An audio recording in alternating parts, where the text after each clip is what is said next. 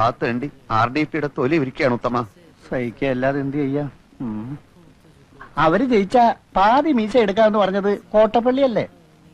അതെ, ഇങ്ങനെ ഒരു വിധി എഴുത്തുണ്ടാകുമെന്ന് സ്വപ്നത്തിൽ പോലും വിചാരിച്ചല്ലോ.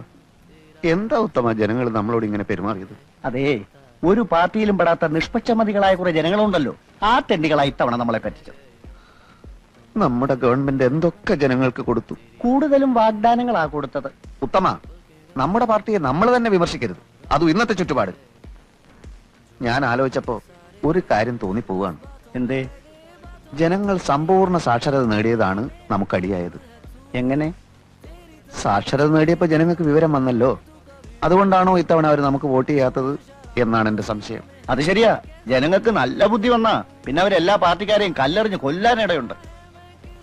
മറ്റു സംസ്ഥാനങ്ങളിലൊക്കെ എന്ത് സുഖ, സിനിമാ നടനോ നടിയോ ആരെ വേണമെങ്കിലും അവർ ജയിപ്പിക്കും. കാരണം അവിടെ സാക്ഷരതയില്ല, വീരാരാധന മാത്രമല്ലേ ഉള്ളൂ. അതൊക്കെ പോട്ടെ, ചില്ലറ വല്ലതുണ്ടോ പരിപ്പുടയ്ക്കും ചായക്കും? എല്ലാം തീർന്നില്ലേ? തെരഞ്ഞെടുപ്പ് കഴിഞ്ഞ പിന്നെ വീട്ടിൽ കയറിയിട്ടില്ലല്ലോ, പിന്നെ ഇവിടുന്ന കാശ്. എന്റെ അനുജനുണ്ടല്ലോ, ആ അലവലാതി അവിടെ നിന്നോണ്ട് എന്നെ നോക്കി ചിരിക്കുക. എങ്ങനെ ഞാൻ അവനെ ഫേസ് ചെയ്യും? വീട്ടിൽ പോവാതിരുന്ന വിശന്ന് ചാവുകയും ചെയ്യും. എന്നായാലും ഫേസ് ചെയ്തല്ലേ പറ്റൂ കോട്ടപ്പള്ളി.